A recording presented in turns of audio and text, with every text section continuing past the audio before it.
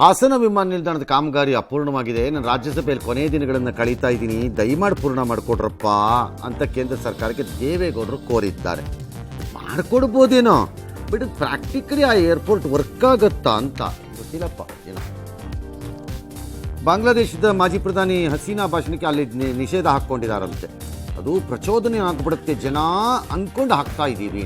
ಹೆಂಗಪ್ಪ ಪ್ರಚೋದನೆ ಆಗ್ತಾರೆ? ನೀವೇ ಅವ್ರ ದೇಶದಿಂದ ಓಡಿಸಿದ್ಮೇಲೆ ಅಂದರೆ ಇನ್ನೂ ಜನ ಇದ್ದಾರಾ ಅವ್ರ ಸಪೋರ್ಟರ್ಸಲ್ಲಿ?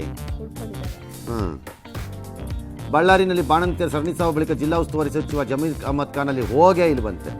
ಮೃತರ ಕುಟುಂಬಸ್ಥರು ಭೇಟಿನೂ ಮಾಡಿ ಇಲ್ವಂತೆ. ಏನೀಗ? ಹಾಂ, ಅಷ್ಟೇ. ಬಿಜೆಪಿಯ ಕಾರ್ಯಕರ್ತ ಪ್ರವೀಣ್ ನೆಟ್ಟಾರು ಕೊಲೆ ಪ್ರಕರಣದಲ್ಲಿ ಎನ್ಐಎ ಕರ್ನಾಟಕ ಮತ್ತು ತಮಿಳುನಾಡಿನ 16 ಕಡೆ ದಾಳಿ ಮಾಡಿದ್ದಾರೆ. ಬೆಳ್ತಂಗಡಿಯವರು ದಾಳಿಗೆ ಮೊದಲೇ ಅವರ ಆರೋಪಿ ನೌಷದ್ ಕುಟುಂಬಸ್ಥರೆಲ್ಲ ಎಸ್ಕೇಪ್ ಆಗ್ಬಿಟ್ಟಿದ್ದಾರೆ. ಸಿಗ್ತಾರೆ, ಎಲ್ಲೋ ಹೋಗ್ತಾರೆ.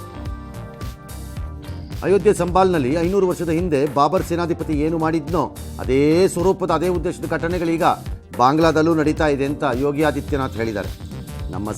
ನಮ್ಮ ಸಮಾಜನ ವಿಭಜಿಸುವ ಸಂಚನ್ನು ನಾವು ಹಿಂದೆನೇ ತಡೆದುಬಿಟ್ಟಿದ್ದರೆ ಈ ಪರಿಸ್ಥಿತಿ ಬರ್ತಿರಲಿಲ್ಲ. ಅಂದರೆ ಏನು ಮಾಡೋದು ಸರ್? ಈಗ ಅಲವತ್ಕೊಂಡ್ರೆ ಪ್ರಯೋಜನ ಇಲ್ಲ. ದಕ್ಷಿಣ ಕೊರಿಯಾ ರಾಜಕೀಯದಲ್ಲಿ ನಾಟಕೀಯ ಬೆಳವಣಿಗೆ. ಅದು ಮಿಲಿಟರಿ ಆಡಳಿತ ಹಾಕಿದ್ದನ್ನು ವಿರೋಧಿಸಿ ರಕ್ಷಣಾ ಮಂತ್ರಿ ರಾಜೀನಾಮೆ ಕೊಟ್ಬಿಟ್ಟಿದ್ದಾರೆ. ಅಧ್ಯಕ್ಷರು ಯಾಕೆ ಹಿಂಗೆ ಮಾಡಿದ್ರು ಅಂತ ತನಿಖೆ ಎಲ್ಲ ಸ್ಟಾರ್ಟ್ ಆಗಿದೆಯಂತೆ. ಮುಳುಗ್ತಾ ಇತ್ತು ಹಡಗು, 12 ಭಾರತೀಯರಿದ್ದರು. ಭಾರತೀಯ ಕರಾವಳಿ ಪಡೆ ಅವ್ರನ್ನ ಗುಜರಾತ್ನಿಂದ ಇರಾನ್ಗೆ ಹೋಗ್ತಾ ಇತ್ತು, ಅವ್ರನ್ನೆಲ್ಲ ಈಗ ರಕ್ಷಿಸಿದ್ದಾರೆ.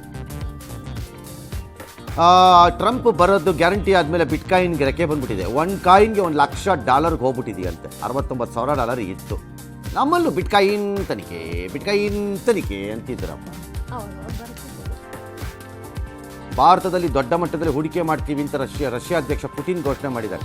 ಮೋದಿಯವರ ಇಂಡಿಯಾ ಫಸ್ಟ್ ವಿಧಾನ ಸರಿ ಇದೆ, ನಾವು ಅಲ್ಲಿ ದುಡ್ಡು ಹಾಕ್ತೀವಿ ರೀ ಅಂತ ಇದ್ದಾರೆ. ಹಾಕ್ರಪ್ಪ.